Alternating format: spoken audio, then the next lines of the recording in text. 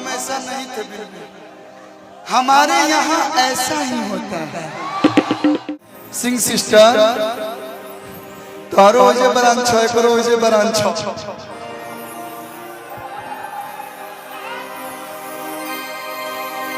कि तू हसीन भेसली कटबू हम काटे तो क्या हो जाए, तब हो दागी हो जाए तो कहिए पान के ना दागी हसैया दाग कि तू हसीन भेसली से क्लीन लगलू। मुझे फर्क नहीं पड़ता कि आप लोग क्या सोचते हैं। अब भैया हम ऐसे कोई नहीं दे देते में हमारे गलती बा। राम के करना भावस के करा चुमा बढ़िया ना लागेला, चुमा मीठ बाकी दे नमकीन लागेला।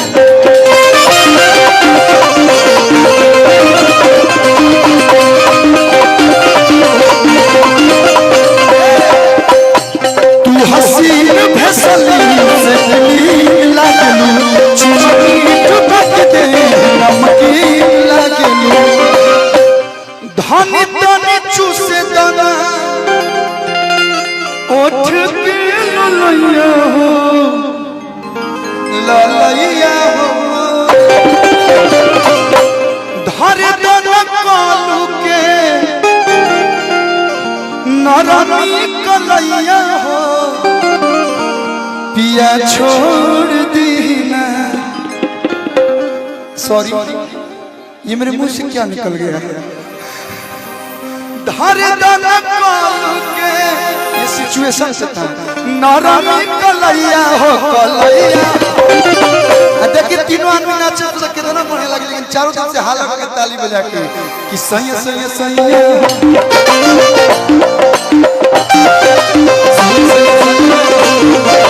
नंद भैया कहरे दी हम तो पथे पर भैया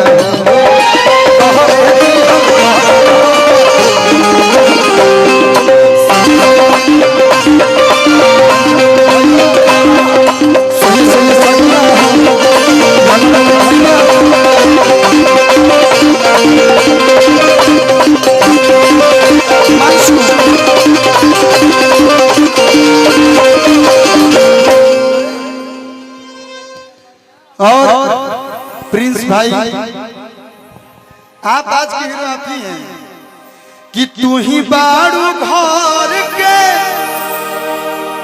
हम अपना जीवन में कोशिश करी ना आशु बाबा, जब से मेरे जीवन में प्रिंस आया है, राइटर तो बहुत सारे हैं, आशुतोष भैया हैं, यादवराज भैया बैठे हैं, आर पंकज भैया बैठे हैं, बैठे नहीं है यहाँ पे, चाहे जितने सारे राइटर हो, लेकिन सब राइटर का कुछ ना कुछ ऐसी क्वालिटी होती है जो सिंगर को देखते हुए गीत लिखते हैं। मैंने हर प्रकार का गीत गाया है भैया, लेकिन प्रिंस भाई ने एक दो सॉन्ग मेरे जीवन में ऐसा ऐसा लिखा है। वो साथी रे तेरे बिना भी क्या जीना, भाई कहीं लिखा हुआ था, मायने में आएगा आएगो भाई और ही निकल रहा है। कॉमेडी सॉन्ग बड़ा अच्छा लिखते हैं आस्था जी रलियो में कि लो भरता हरे जदी रोई, dedicated by Dimple Singh featuring by Aastha Singh कि लो भरता हरे जदी रोई तारा लइका ना होई, कि हाला जो है मसरख में होई, हाला जे देवरिया में होई। बगले में बलिया बैजल हाला होई, पहुंच जाई नदियों, बगले में बक्सर भी बा। हाला जे है मसरख में होई, तोर बियाह ना होई। इसीलिए लवर लोग का दिल मत तोड़िए, सब लोग को साथ बनाए रखिए। कि तू ही बारू घर के एक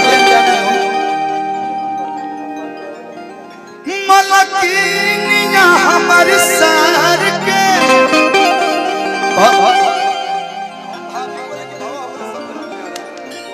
फंसा दिया है हमको।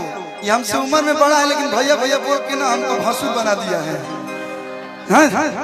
भाभी आज के लिए कि तू ही बारू घर के मलकिनिया हमारे सार के, अरे बहिनिया हो मैं पैराडाइज प्रोडक्शन कारण हो ही ते जमाने का क्या जी का साले साहब खुश रहो। और कोनो बहन हो के तो प्रियंशुआ से बियाह करा दो। ढेर कुमार जो जीजा आई बड़े सो ज्यादा बहन बड़ी सो तो हमने बियाह तो जीजा चली है, लेकिन कृपा करो तनी दे दो ये सरौ सहारा करो तनी दे दो। हाय देखो हाय हमने सब रणवन समाज के अध्यक्ष सत्तू डार्लिंग बैठे हैं। सत्तू सताल भैया तनी दे दो ये सरौ सहारा करो तनी दे दो। कि जाड़ा में चॉकलेट लगली चॉकलेट लगली बड़ा मीठ लगली तनी निक लगली तनी दे दो ये सरौ सहारा करो तनी दे दो भैया। लेकिन भैया कि तोहरे नाम कौन छपरा के जमीनिया ना बना तू नगीनिया हो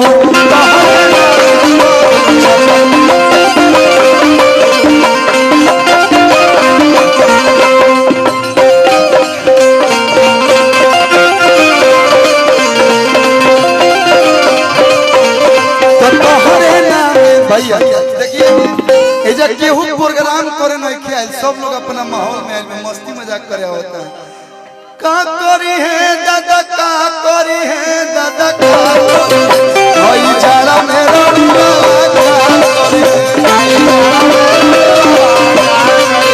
अरे क्या करी है दादा का करी है दादा का भाई जाड़ा मेरा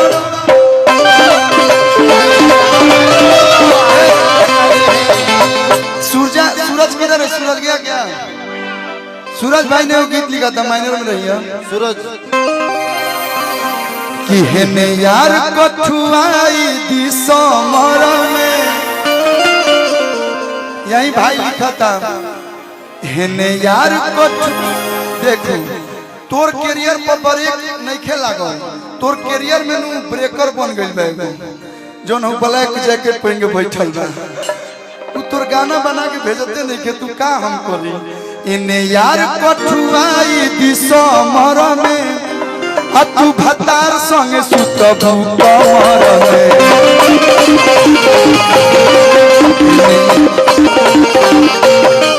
इने यार कठुआई दिसमर में इने यार कठुआई दिसमर में तू भतार संगे सुतबू कमर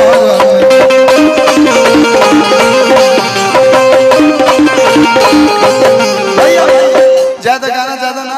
एगो हम चाहता नहीं कि एगो नया गाना पर डांस हो जाओ, हमार सब भाई के मन बा। एकरा बाद हम जाए ना, अभी हम अभी खाई पूरी बुनिया बनल हो जौन भी भेज में और खा के तब हम जाए रहम अभी काजी भैया।